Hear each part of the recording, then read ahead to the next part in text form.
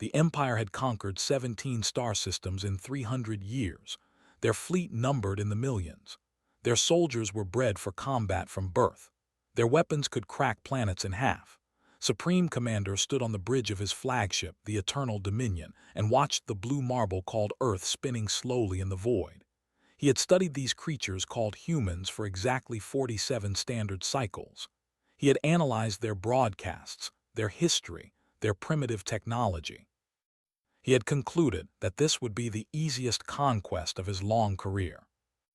The humans had no unified planetary government. They spent most of their time arguing about borders and resources.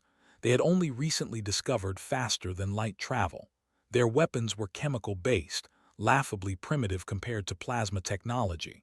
Most importantly, they had been at peace for nearly a century. Their warriors had grown soft. Their populations had forgotten the taste of real war, smiled with his 3 mouths. This would not even require the full strength of his armada. He ordered 500 ships to begin the invasion. It was overkill, he knew. But the emperor wanted a quick victory to celebrate his coronation anniversary, would deliver Earth as a gift wrapped in the ashes of its defenders. First wave struck without warning. Ships descended through Earth's atmosphere like angry gods. They targeted military installations first, then communication centers, then power grids. Within 6 hours, major cities across 4 continents lay in ruins.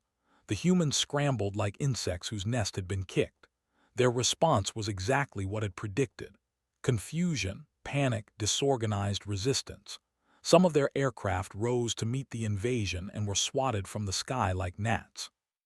Transmitted his demand for surrender. He expected immediate compliance. Instead, he received something that confused his translators for nearly an hour. When they finally decoded the message, they informed him that multiple human governments had told him to do something anatomically impossible to himself. This amused. Defiance from the weak was always entertaining before it was crushed. He ordered the second wave.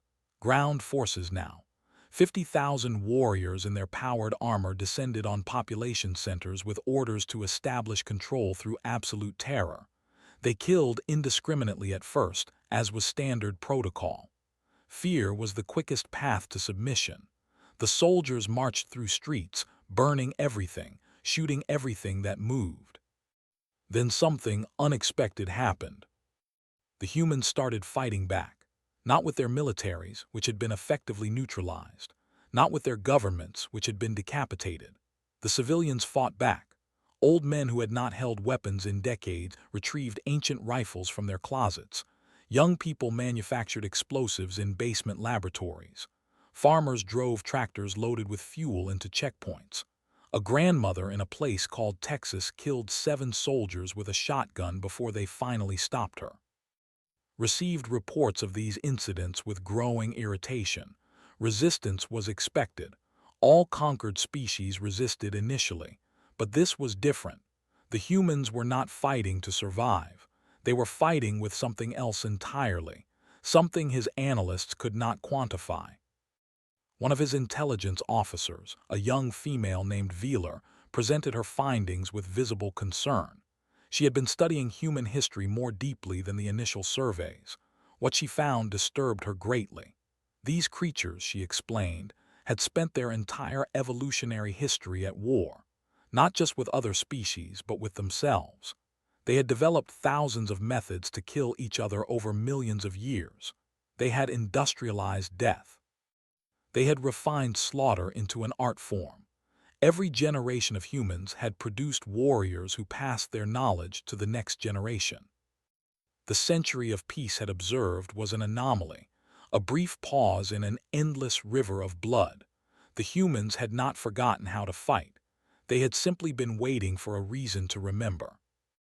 Dismissed her concerns. Numbers did not lie. The Empire had superior technology, superior forces, superior everything.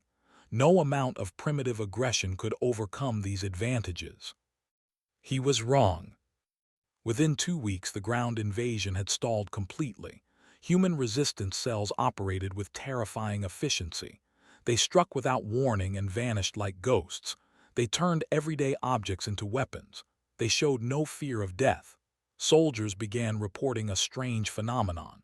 The humans were smiling as they fought, not grimacing in terror or desperation. Smiling, as if war was something they had missed. Supply lines became death traps. Camps burned in the night. Soldiers were found dead with their own weapons shoved into places that should not have been anatomically possible. The humans had apparently remembered earlier suggestion and decided to return the sentiment. Ordered orbital bombardment of civilian population centers. If the insects would not submit, he would burn their hive. The Eternal Dominion's weapons batteries charged and prepared to reduce a city called Moscow to glass. The bombardment never happened. 3 human nuclear weapons launched from submarines that intelligence had not known existed struck the Eternal Dominion simultaneously. The flagship's shields held barely, but the message was clear. The humans had weapons of planetary destruction. They had kept them hidden.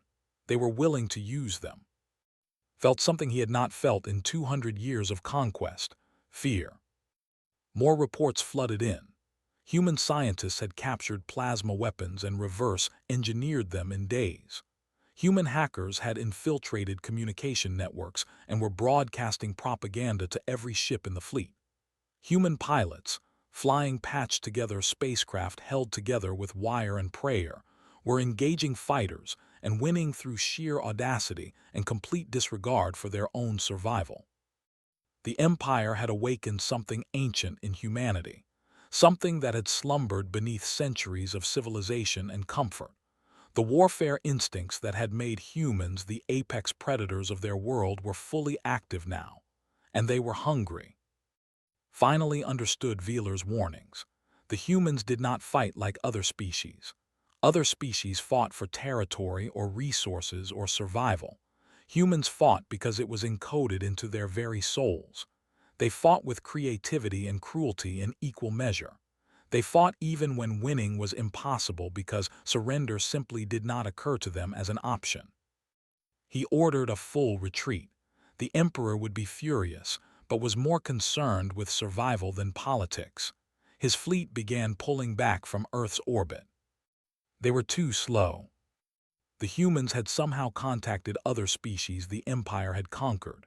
They had shared intelligence, shared tactics, shared their terrible expertise in violence. Rebellions erupted across 5 systems simultaneously. The fleet was recalled to suppress the uprisings, leaving Earth with only a fraction of its original invasion force. Those remaining ships died in a single day. Human engineers had constructed something called a kinetic bombardment system. It was horrifyingly simple. They accelerated chunks of metal to incredible speeds and dropped them on targets. No plasma, no antimatter, no sophisticated technology. Just mass and velocity and the simple physics of impact. The rocks fell like the anger of gods, tearing through ships as if they were paper. Watched from the safety of distant space as his invasion crumbled. The humans were not content with defense. They were counterattacking. They had captured enough technology to build their own faster-than-light capable ships. They were coming. The Galactic Council convened an emergency session. The Empire demanded that other species join them in containing the human threat. The other species refused. Some were secretly pleased to see the Empire humbled. Others were simply too frightened to draw human attention to themselves. One ambassador, an ancient creature from a species that had watched civilizations rise and fall for 1,000,000 years, offered his assessment. He said, had made a catastrophic miscalculation. They had attacked a species that had spent its entire existence preparing for exactly this scenario. The humans had been asleep, dreaming peaceful dreams, building their art and their science and their comfortable lives. They had shaken them awake, and now the universe would never be the same. 6 months after the invasion began, human ships entered space. They did not come to negotiate. They did not come to demand reparations. They came with weapons firing and a simple message broadcast on all frequencies. You started this. We will finish it. The fell in 18 days. surrendered personally to a human general, a woman named Sarah whose family had died in the first wave of bombardment. She accepted his surrender with cold professionalism. Then she informed him that humanity had some questions about the other 17 systems the Empire had conquered. The humans wanted to meet those species. They wanted to offer them a choice: freedom or continued subjugation. The Empire had made many errors in its long history, but none compared to the mistake of teaching humanity that the universe was hostile. The humans had spent a century believing that peace was the natural state of things. Now they knew better.